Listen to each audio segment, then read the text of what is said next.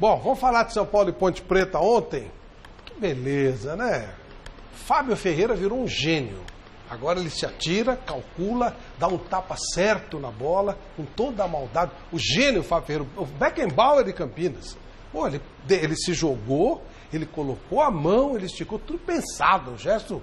Que beleza. Você não falou que ele era o melhor Beckenbauer? Eu nunca falei isso, eu não sou do louco. Brasil?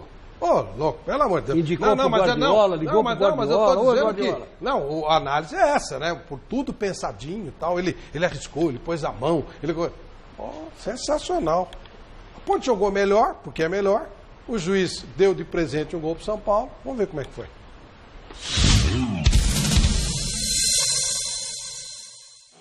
Um São Paulo motivado pelos últimos resultados, mas que ainda precisa do apoio do torcedor. E foi isso que a diretoria fez. Promoção de ingressos, Morumbi lotado. Quase 50 mil pessoas nas arquibancadas empurrando o tricolor. É muito melhor jogar com tanta gente torcendo a favor, né? Especialmente a favor. E se não fosse um pouco de frio, acho que teria 50 mil pessoas no Morumbi. Mas para um jogo aos sábados e certamente com a posição da tabela que o São Paulo vem suportando, eu acho que é um grande apoio do torcedor que eu agradeço bastante. E foi o São Paulo que começou indo para cima da Ponte Preta, agitando a galera. Contra-ataque puxado por Mena, pela esquerda, ele cruzou. A bola bateu na mão do zagueiro Fábio Ferreira, dentro da área. Pênalti que Cueva converteu em gol. Aranha ainda foi na bola, mas não impediu o primeiro do tricolor. Jogo pegado, Ponte Preta não se abateu. Foi para cima do tricolor, pressionando o adversário. O excesso de preciosismo do atacante Roger atrapalhou a macaca. E com a forcinha do zagueiro Lianco, quase o time de Campinas empatou. Cada vez mais um time diferente, com jovens talentos da base. A boa formação do São Paulo é responsável, não é minha. A responsabilidade não é minha, não. É a boa formação. Quando você forma bem, você colhe. O torcedor começou a perder a paciência com as chances perdidas pelo São Paulo. Tanto que pediu Chaves, que estava no banco. Ricardo Gomes atendeu e nesta falta por pouco ele não ampliou o placar. Ainda vivo no jogo, o São Paulo teve a alegria de comemorar mais um. O jovem David Neres recebeu a bola que havia batido na trave e fez o primeiro gol como profissional. Final no Morumbi, São Paulo 2, Ponte Preta 0. É uma emoção muito grande fazer gol aqui, ainda mais com a casa lotada. Poder ajudar o São Paulo a vencer o jogo e seguir trabalhando firme. Tive a sorte, estava lá no lugar certo, na hora certa. E também foi mais acionado no primeiro tempo, no segundo tempo, e isso melhorou bastante o jogo dele. Com a vitória, o São Paulo respira no Brasileirão. Vai a 42 pontos conquistados na tabela e se afasta da zona de rebaixamento. Alívio porque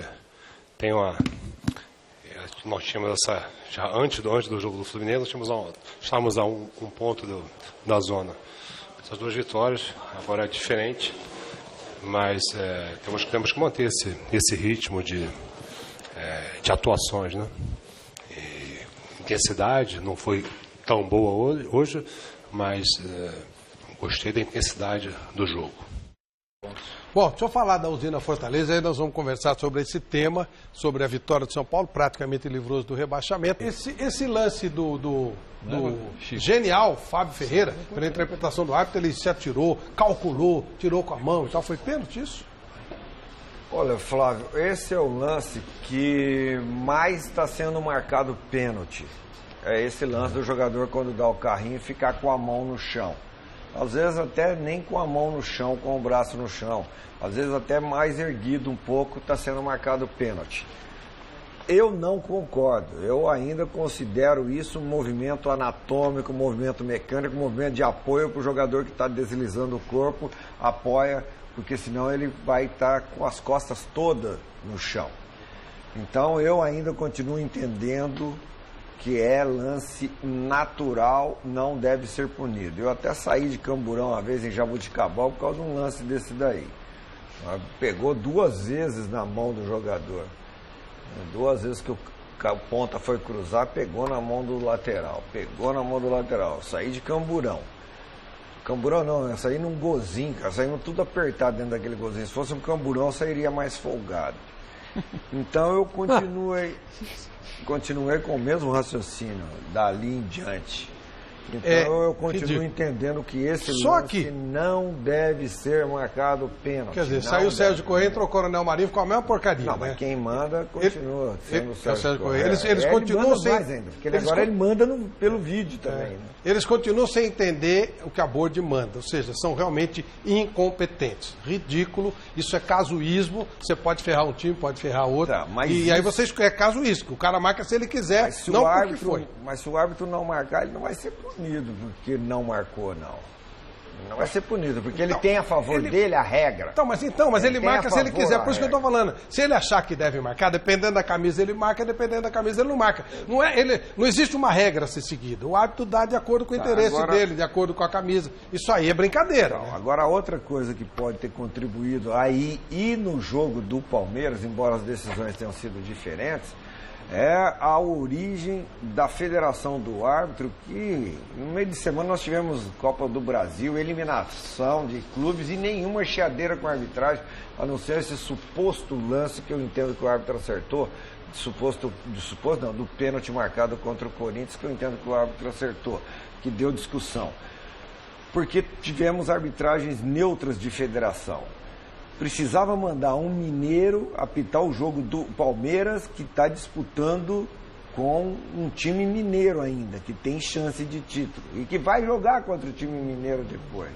Não é?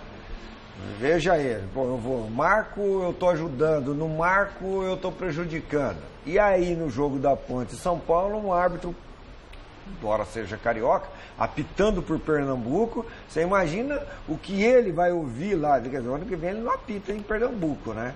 Porque ele ajudando, em tese, ajudando na interpretação São Paulo, ele ferrou o esporte. Né? Quebrou um galhão pro São Paulo, né? Quebrou um galhão, jogou com um time melhor que ele, tá à frente dele, não tinha nada que perder, foi melhor mesmo com isso tudo, e dá um pênalti desde o começo, ajuda bastante isso aí, né? Esse errinho de interpretação. A Andressa e o Luiz lá de Cajamar e o Roberto de Jundiaí, nós nos encontramos no posto em São Carlos hoje, eles falaram, nossa, o Flávio vai estar bravo, né? Eu já imagino isso. Olha, era um jogo ótimo para fazer isso, era um jogo ótimo, então não é nenhuma surpresa. Eu disse que você já sabia. Ô, Flávio, você me desculpa, mas eu achei que foi pênalti. Claro, eu sei. Eu achei que foi pênalti. Mas então, se fosse contra o Corinthians, você ia jogar a cadeira pra cima. Não. Teve um pênalti já contra o Corinthians que foi pior que esse. Não, Chico, aqui no Brasil, que esses idiotas tomam conta da arbitragem, na regra de futebol isso não é pênalti. Aqui que esses idiotas resolveram inventar uma regra. Mas na regra do jogo não é. Agora, se esses caras resolveram criar uma regra... Mas na competição eles deram vários pênaltis. Vários. Todos eles estão dando pênalti. Eles criaram uma regra. Muricy, e o São Paulo, e toda hora fala, o Muricy vai voltar para ser diretor do São Paulo, e não sei o quê. Como é que é essa história toda? Primeiro uma análise do São Paulo, e existe a possibilidade de você voltar? Não, que bom primeiro que São Paulo já deu uma respirada, né? Porque estava num sufoco, né? Então já deu uma respirada boa e com certeza tem 7 pontos do Vitória, né? Que é o primeiro ali da zona. Então isso foi muito importante para dar tranquilidade, né? Pro clube, pro ambiente, pros jogadores, confiança do treinador. Então foi muito importante isso aí, né? E em relação ao meu futuro, não é assim que eu penso já imediato ser um coordenador, alguma coisa que eu acho que ainda falta no futebol, né? Cara com autonomia, né? De fazer esse meio campo, eu acho ainda que da comissão técnica com a diretoria, né?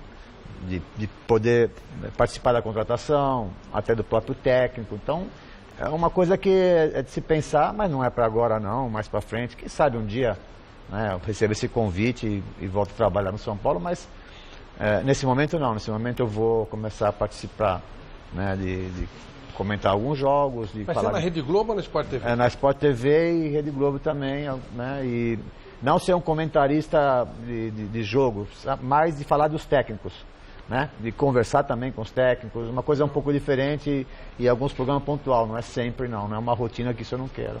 O Muricy, só pra gente, nós vamos ter que chamar um intervalinho, há possibilidade, o que fala-se muito isso, o Rogério Ceni vai começar no futebol, como ele não tem ainda experiência, tem tudo para ser um técnico importante, o Muricy seria um anteparo para ele, um respaldo. Chegou-se a falar isso ou é só especulação? Não, é só especulação. Faz muito tempo, a gente se falava, agora faz muito tempo que a gente não se fala, porque ele está viajando muito, né?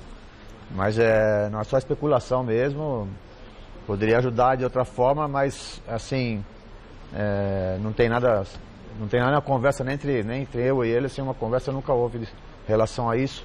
E também é muito pegado também, eu acho que o cara certo para encostar nele, para ser um auxiliar dele, devia ser o Milton Cruz, que é muito próximo dele, é um cara que conhece bem o clube, conhece muito futebol, né? Eu seria um pouco mais distante, eu acho que na parte de coordenação, fora do campo.